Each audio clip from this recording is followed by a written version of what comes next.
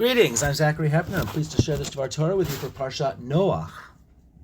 As the last embers of summer were setting, I was driving from New Hampshire with my family looking for a distraction during the long drive.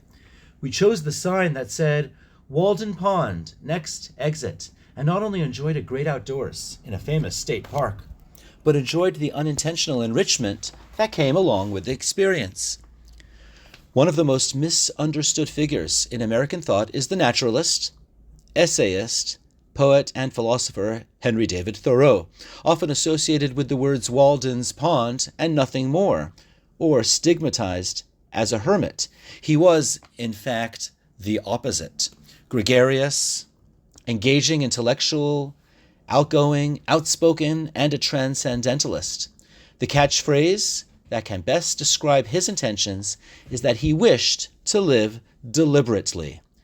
Tangentially, since this is not this week's dvar Torah, living deliberately smacks of resonance with Ramhal's Mesilat, Yesharim's first step towards the Jewish version of transcendentalism, also called Ze'hi'rut, or watchfulness. The relationship between Ramhal's interpretation of watchfulness and Thoreau's notion of living deliberately is food for thought, because these ideas intersect, even if the pathways seem very different. Let's veer back to Parashat Noah. Did Thoreau write anything that is relevant to Parashat Noah? There are actually many lessons, and I would like to focus on one particular phrase with the Dor HaFlaga, the narrative of the Tower of Babel. Genesis 11.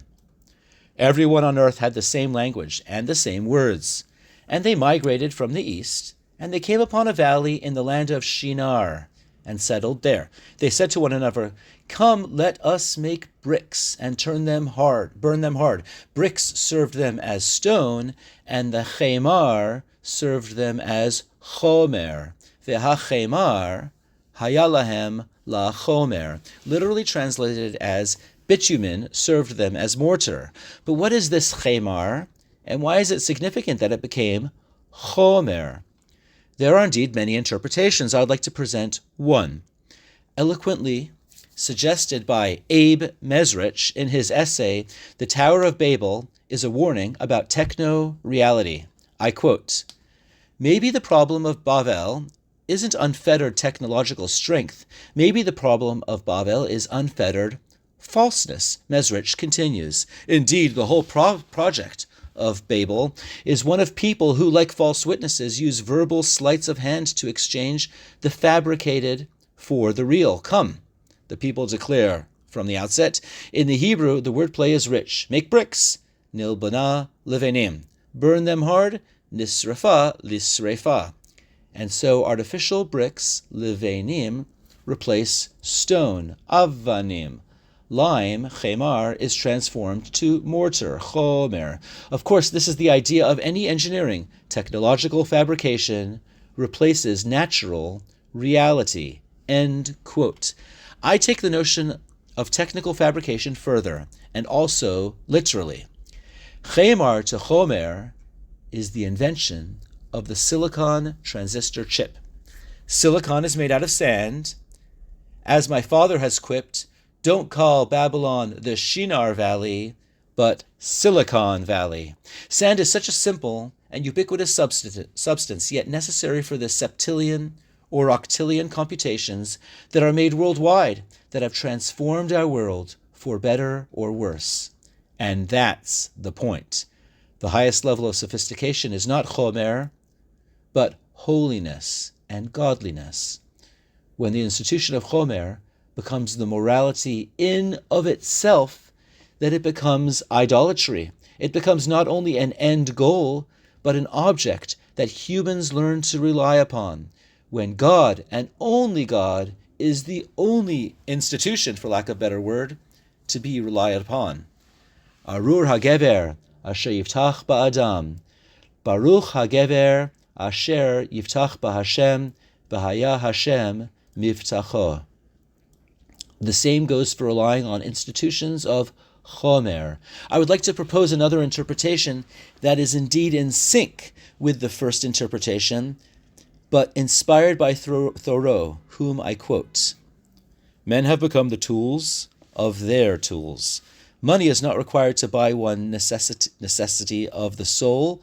Most of the luxuries and many of the so-called comforts of life are not only indispensable, but positive hindrances to the elevation of mankind. End quote. Tools of their tools. What powerful imagery.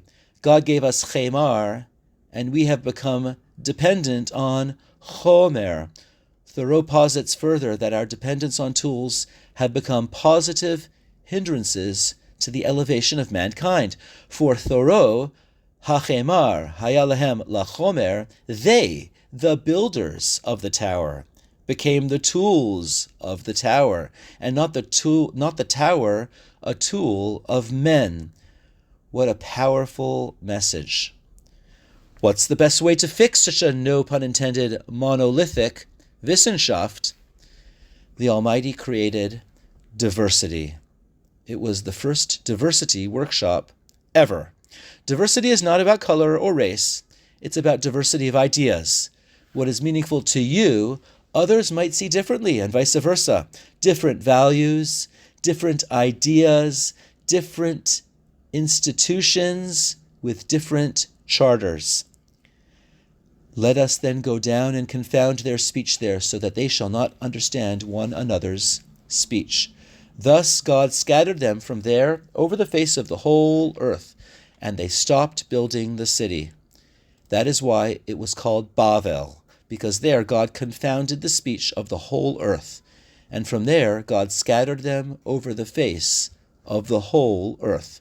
Thoreau may have lived about 200 years ago, but he recognized that living deliberately, as Ramhal stated in chapter 1 of Mesilat Yesharim, frees us from our conventions, our notions, assumptions, and lets our soul thrive without dependence on institutions. Wishing you all a Shabbat Shalom.